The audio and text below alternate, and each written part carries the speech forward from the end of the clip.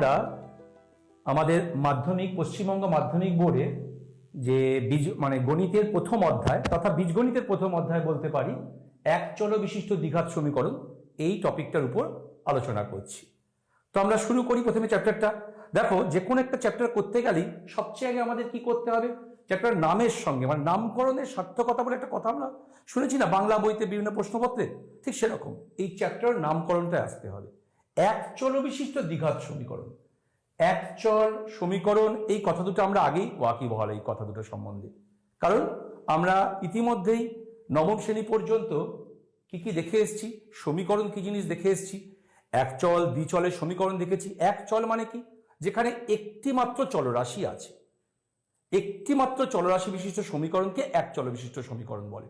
তো একটি মাত্র চলরাশি আছে তার মানে কি, এমন একটা রাশির উপরে সমীকরণটা নির্ভর করে আছে, সেটা মানে একটাই অজানা রাশি। তো আজকে আমরা আসবো তার দ্বিঘাত সমীকরণে। তো দ্বিঘাত মানে যার ঘাত দুই, ঘাত মানে যেখানে আমরা কি পাবো, মানে যেমন এক্স যদি আমরা একটা চলরাশি বলি, তাহলে এই শুধু এক্স লিখলে ঘাত কত বোঝায়, শুধু এক্স লিখলে ঘাত বোঝায় এক, ঠিক। এই এক্সও যা জিনিস আর X to the power one, এই কথাটা মানে এক্স এর ঘাত এক, দুটো এক কথা। তাহলে দ্বিঘাত বলতে কি বুঝবো, মানে ঘাত দুই হয়ে যাবে। অর্থাৎ দ্বিঘাতের ক্ষেত্রে কি হবে, এইটা এক্স এর ঘাতটা দুই হয়ে যাবে, এক্স এর ঘাত দুই। আমরা এইভাবে লিখতে পারবো যে x to the power two, এটাই হলো দ্বিঘাত। তাহলে এক চল বিশিষ্ট দ্বিঘাত সমীকরণ, প্রথম বিষয়টাতে চলে আসি একেবারে, যে এরূপ সমীকরণের সাধারণ আকার হলো, এরূপ সমীকরণের সাধারণ আকার হলো কিরকম আকারটা, সাধারণ আকারটা বলছে A X square plus B x plus C equals 0। খুব ভালো কথা, আমরা সাধারণত এটাই বলে থেমে যাই যে A X square plus B x plus C equals 0, কিন্তু না, এখানে একটা শর্ত অবশ্যই আরোপ করতে হবে, বিনা শর্তে। কারণ এখানে যেমন এক্স স্কোয়ার আর এক্স মানে এটাই হলো এক্স এর দ্বিঘাত এবং এক্স এর এক ঘাত, কিন্তু যেহেতু আমি এখানে এবিসির কোনো মান দিইনি, তাই এটা দ্বিঘাত সমীকরণ হবে কিনা তা একটা শর্তের উপর নির্ভর করবে। কি সেই শর্ত, সেই শর্ত হলো এ নট ইকুয়ালস 0, মানে অবশ্যই রূপে এক্স স্কোয়ারের যে সহগ, এটাকে এখানে এ হলো এক্স স্কোয়ারের সহগ, তাহলে অবশ্যই রূপে এক্স স্কোয়ারের সহগকে অশূন্য হতে হবে। কেন, কি সমস্যা যদি অশূন্য হয়, যদি এক্স স্কোয়ারের সহগটা শূন্য হয়ে যায় মানে সমীকরণটা তখন আকার কি হতো, 0 গুণ x square plus B x plus c সমান 0। এখন 0 গুণ এক্স স্কোয়ার মানে তো 0, তাহলে কি সমীকরণ পেতাম শুধু বি এক্স প্লাস সি সমান 0। বি এক্স প্লাস সি সমান 0 মানে কি, এক চল বিশিষ্টই হলো, কিন্তু ঘাত কত হলো, এখানে এক্স এর ঘাত হয়ে গেল 1, তাহলে এটা কিন্তু আর দ্বিঘাত সমীকরণ হলো না। তাহলে দ্বিঘাত সমীকরণ হওয়ার জন্য অবশ্যই রূপে এই কথাটা খেয়াল রাখতে হবে যে এক্স স্কোয়ারের সহগ অশূন্য। এই এর একটা পরিচয়, সেটা কি, এক্স স্কোয়ারের সহগ, তাহলে এক্স স্কোয়ারের সহগ অশূন্য, এটাই হলো এই দ্বিঘাত সমীকরণের এই আকার লেখার একমাত্র শর্ত। এখন তাহলে প্রশ্ন, তাহলে বি আর সি কি যা খুশি হতে পারে, অবশ্যই হতে পারে। কেন, যদি আমার বিটা শূন্য হতো, এটা অশূন্য নয়, তাহলে কি হতো, ধরো এ সমান 3, তাহলে কি পেতাম 3x স্কোয়ার, বিটা শূন্য, তো ঠিক আছে 0 গুণ এক্স প্লাস সি সমান 0, তো এইটা শূন্য হয়ে গেল। তাহলে এখান থেকে কি হবে, একটা দ্বিঘাত সমীকরণ পেয়ে গেছি, কারণ সর্বোচ্চ ঘাত 2 আছে। তাহলে দ্বিঘাত সমীকরণ, আবার ফিরে আসছি মূল কথাটায়, যে দ্বিঘাত সমীকরণ হলো সেই সমীকরণ যেখানে সর্বোচ্চ ঘাত অবশ্যই রূপে 2, সর্বোচ্চ ঘাত অবশ্যই রূপে 2, সেটাই হলো দ্বিঘাত সমীকরণ। যে সমীকরণে চলরাশির সর্বোচ্চ ঘাত অবশ্যই রূপে 2, তাই হলো দ্বিঘাত সমীকরণ। তাহলে এক চল বিশিষ্ট মানে এমন একটা সমীকরণ যা একটি মাত্র অজানা রাশি, যেমন এক্ষেত্রে এক্স এর উপর নির্ভর করছে, সেই রাশিটি সর্বোচ্চ ঘাত অবশ্যই রূপে 2 হতে হবে, তবেই এটা দ্বিঘাত সমীকরণ। যা দ্বিঘাত সমীকরণ কি জিনিস আমরা বুঝলাম।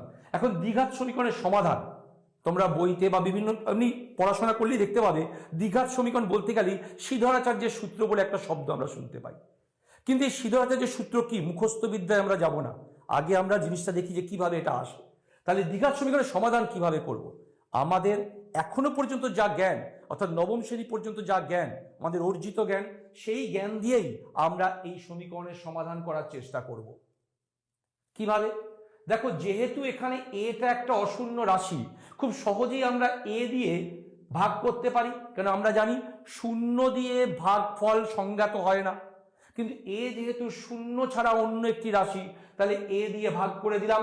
ভাগ করলে আমি আকারটা কি পেলাম দেখো তো, এক্স স্কোয়ার থেকে এটা সরে গিয়ে শুধু এক্স স্কোয়ার থাকবে, বি এর তলায় এ চলে আসবে, B by A into X, আর সিটাকে আমি সমান চিহ্নের বিপরীত দিকে নিয়ে আসলে, উল্টো দিকে নিয়ে আসলে মাইনাস সি, আর এ দিয়ে ভাগ করলে সি বাই এ হয়ে গেল।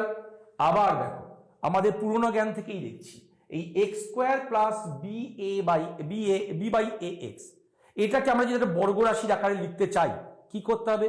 আমরা জানি বর্গ রাশির আকারে লিখতে হলে প্রথম রাশিটার বর্গ গুণ 2 ইন্টু প্রথম রাশি ইন্টু দ্বিতীয় রাশি প্লাস দ্বিতীয় রাশির বর্গ।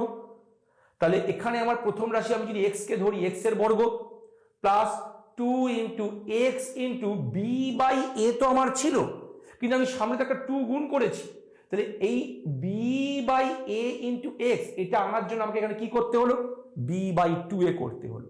তাহলে আমি কি পেয়ে গেলাম? 2 into x into B by 2 a, 2 into x into B by 2 a. তো 2 into x into B by 2 a, তাহলে প্রথম রাশির বর্গ প্লাস 2 গুণ প্রথম রাশি গুণ দ্বিতীয় রাশি পেয়েছি। তাহলে এবার দ্বিতীয় রাশির বর্গ চাই, তো দ্বিতীয় রাশিটা আমার এখানে বি বাই 2 এ, তাহলে plus B by 2 A whole square করলাম। তাহলে এদিকটা আমি একটা বর্গের আকারে লিখে ফেলেছি। এবার আমরা কি করব? দ্বিতীয় দিকে যাই। এখানে এই যে রাশিটা, এই যে b by 2 A whole square, এই বি বাই 2 এ হোল স্কয়ারটা দেখো অতিরিক্ত রাশি, এটা ছিল না, এটা আমাদের সমীকরণে কোথাও ছিল না। তাই যেহেতু বাঁ দিকে এটাকে আনা হয়েছে, ডান দিকেও এটাকে আনতে হবে, তাই ডান দিকে আমরা নিয়ে এলাম B by 2 A whole square, আর যা ছিল মাইনাস সি বাই এ তা পড়ে থাকলো। তাহলে এবার আমি বাঁ দিকে কি পাচ্ছি? বাঁ দিকে আমরা এই প্যাটার্নটা পেয়ে গেলাম যে A square plus 2 A B plus B square. তো A square plus 2 A B plus B square pattern মানেই আমি খুব সহজেই বলতে পারবো এটা A plus B whole square, মানে এখানে X plus B by 2 A whole square. আর ডান দিকে কি পড়ে থাকছে? ডান দিকটা যা ছিল B square by 4 A square minus C by A, তাকে আমরা সাধারণ লসাগু করলাম হরের, লসাগু করলাম হরের, তাহলে কি পেলাম? 4 এ স্কোয়ার। তাহলে উপর রাশিটা কি পেয়ে গেলাম? B square minus 4 a c. এখন দেখো, এই যে বর্গ রাশিটার মান হলো b square minus 4 a c by 4 A square. তাহলে যদি আমি এই বর্গটা তুলে দিই, এই দুই ঘাতটাকে তুলে দিই, তাহলে কি হবে? এদিকে বর্গমূল হয়ে যাবে, মানে এই যে রাশিটা আছে এই রাশিটার বর্গমূল হয়ে যাবে। তাহলে এই রাশিটার বর্গমূল কি হবে? Plus minus root over B square minus 4 a c by 2 a. তাহলে আমরা আমাদের সমাধানে কি পেলাম? X plus B by 2 a সমান plus minus root over B square minus 4 a c by 2 a. এই পর্যন্ত বোঝা গেছে সবটা? স্বাভাবিক জিনিস, এর মধ্যে আমাদের নতুনত্ব কিছু আমরা পাইনি, আমাদের পূর্ণ জ্ঞান থেকে এইটুকু হয়েছে। তাহলে আমরা পরবর্তী সমাধানের দিকে যাই। তাহলে কি দেখতে পাচ্ছি? দেখো, আমরা ওখানে পেয়েছিলাম যে এক্স ইকুয়ালস, ওই যে রাশিটা ছিল ওইটাকে আমরা যদি এখানে ক্যারি ফরওয়ার্ড করি, এটাই পেয়েছিলাম ওখানে। দেখো, এটা থেকেই আমরা পেয়েছিলাম, কি পেয়েছিলাম?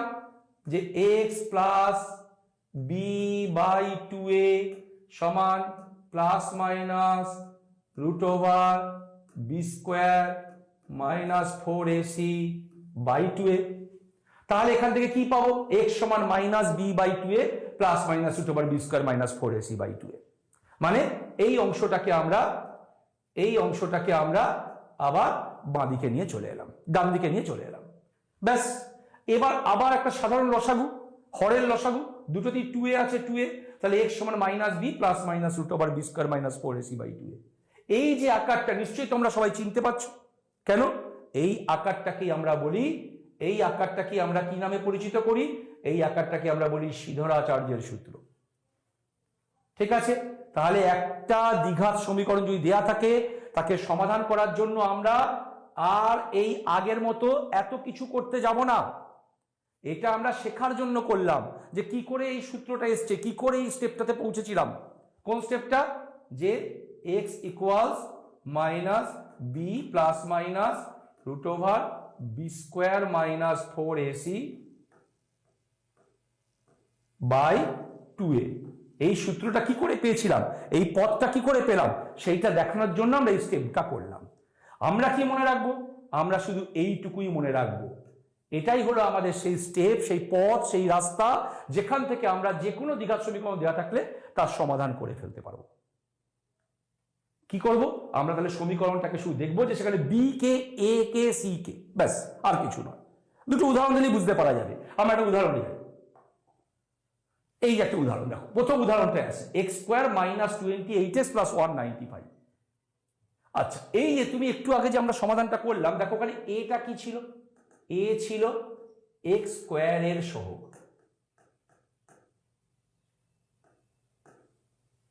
বি কি ছিল, বি ছিল এক্স এর সহগ, আর সি কি ছিল, সি ছিল এক্স টু দি পাওয়ার 0 সহগ। মানে সোজা কথা ধ্রুবক পদ, এক্স টু দি পাওয়ার 0 সহগকে আমি কি বলতে পারি একটা কথায়, ধ্রুবক পদ। তাহলে আমরা দেখতে পাচ্ছিলাম যে সেই সমাধানে আমার কি ছিল, x সমান minus b plus minus root over B square minus 4ac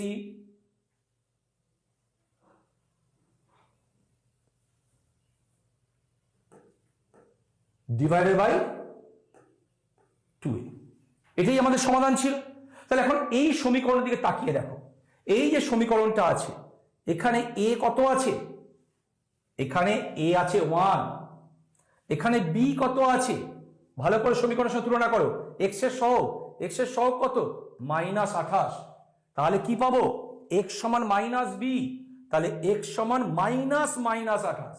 কেন, x সমান মাইনাস বি, বি মানে x এর সহগ, তাহলে এখানে আমি কি পাবো, x সমান মাইনাস মাইনাস 28 হয়ে গেল।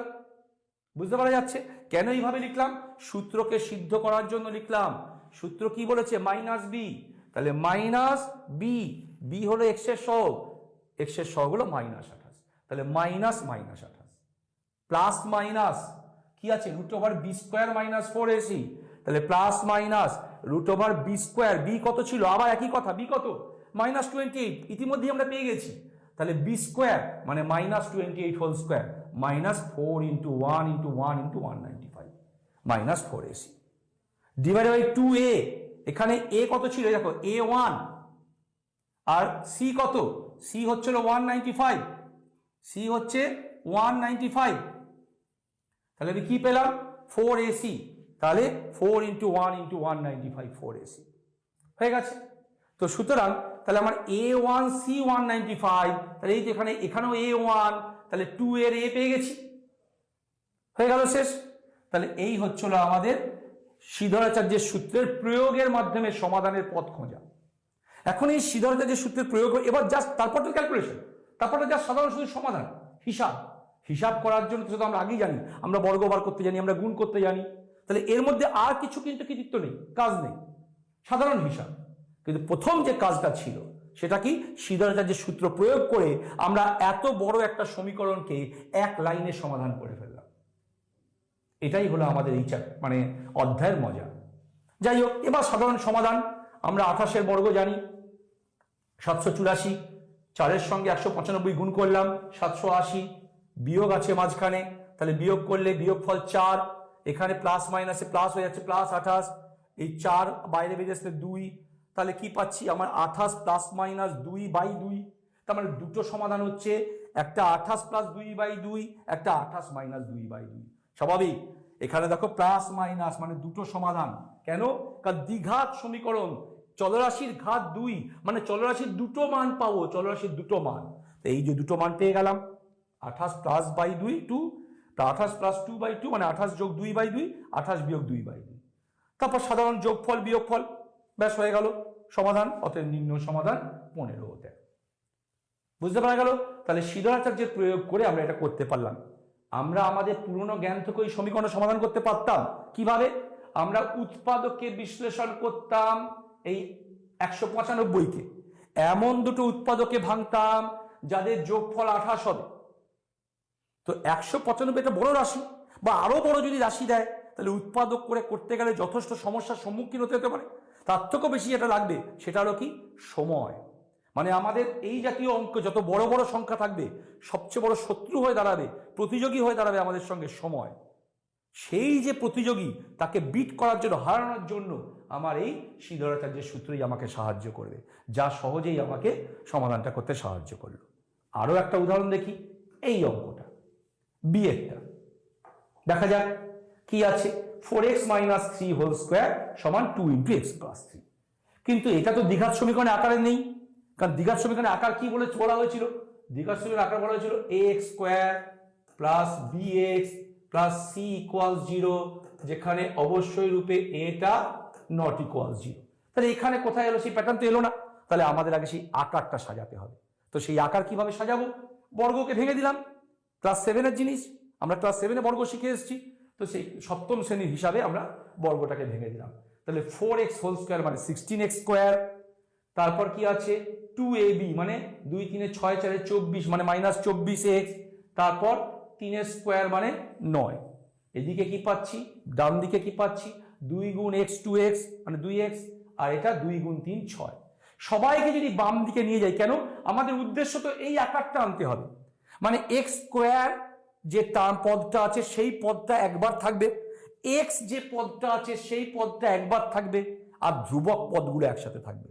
মানে সমস্ত x² এর সহগগুলোকে একসঙ্গে রাখবো, সমস্ত x এর সহগগুলোকে একসঙ্গে রাখবো, আর সমস্ত ধ্রুবক পদগুলোকে একসঙ্গে রাখবো।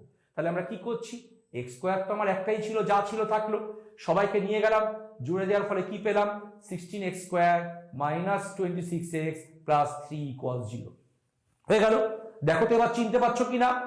এটাই সেই একচল বিশিষ্ট দ্বিঘাত সমীকরণ হয়েছে, কারণ এখানে x² এর সহগ আছে 16 যা শূন্য নয়, অশূন্য।